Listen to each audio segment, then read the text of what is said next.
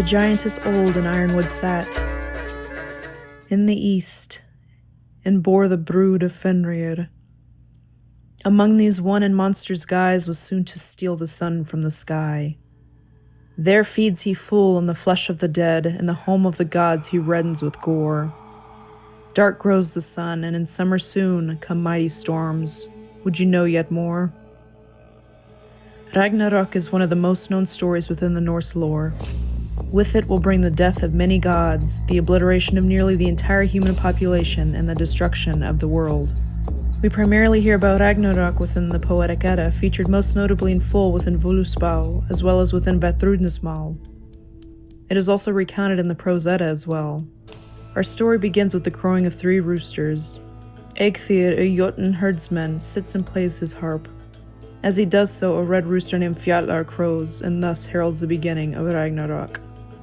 Gullinkambi crows as well, signaling to the gods and the heroes in Valhall the onset of the events of Ragnarök. Then an unnamed rooster crows within hell. The world is met with 3 winters in succession, a great winter called Fimbulvetur, with no summer in between. The wind will be piercing and cold, the frost will be unbearable, and the sun will bring no relief. Man will slay man as great wars break out. Boredom pervades, and all but 2 will perish during these events.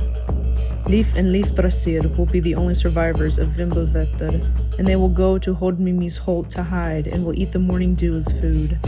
All future generations will spring from them. The earth and the mountains shake so violently that the trees will be torn up by the roots.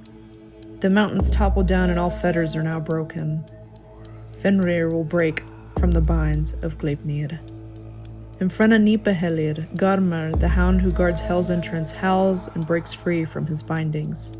Jormungandr writhes in the ocean and causes great waves to form, and venom spews from him which taints the air and the sea. From the east comes Hrymr at the helm of Naglvar, a ship made from the nails of dead men. Hrymr brings the Jotnar as they advance towards Vigridr, a large field where battle is set to happen. Loki comes forth too with the people of Hel. From the south comes Surtur with the sons of Muspelheimr. As they come forth over Bifrost, they break it to pieces and continue to head towards Vigridr. Flames burn as Surtur rides. Heimdallr blows Gjallarhorn, and the gods all come together and hold council. Odin seeks out advice from Mimir's head. Yggdrasil quakes, and the gods and Einherjar ride out to battle. The first to meet are Odin and Fenrir swallows Odin. Freyr meets Surtur in battle and falls as well. He no longer has the sword which he had given to Skirnir to woo Gurdr, which proved to be a fatal mistake.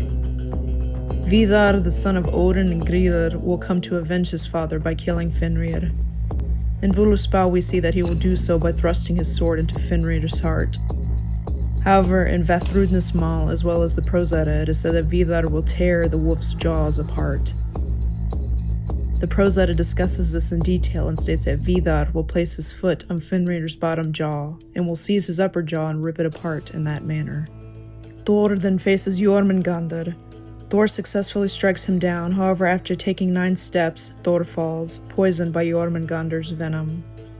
Garmr, who broke loose, finds Tyr and they face off and end up killing each other.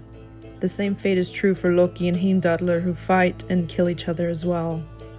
There are conflicting statements surrounding who devours the sun. If we take a look at the Poetic Edda, we will find the following stanza in the Völuspá describing the offspring of Fenrir, and how one from his brood will steal the sun. Within Grímnismál, it is stated that Skuld chases the moon and Hati chases the sun. However, within Vafthrûdnismál, it is said that Fenrir swallows the sun rather than one of Fenrir's offspring. Regardless of the contradictions, the sun and the moon will be devoured. The stars will vanish from the sky, and the earth will sink into the sea. Surtur will then throw fire all over the earth and thus will burn up the world. The chaos ends, and the earth will rise again, now green. With the fire of Surtur now extinguished, Vidar and Vali will have survived. Modi and Magni, Thor's sons, will survive as well and will inherit Mjolnir.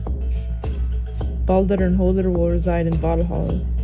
Honir is cited as surviving as well, with a mention that he will cast slots for divinatory purposes. Sol has had a daughter who will replace her path in the sky.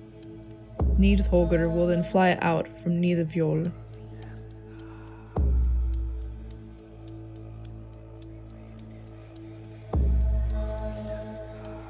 This is where the story of Ragnarök ends.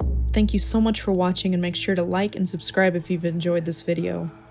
Let us know in the comments which part of Ragnarök you find most interesting. From our heathen household to yours, we'll see you next time.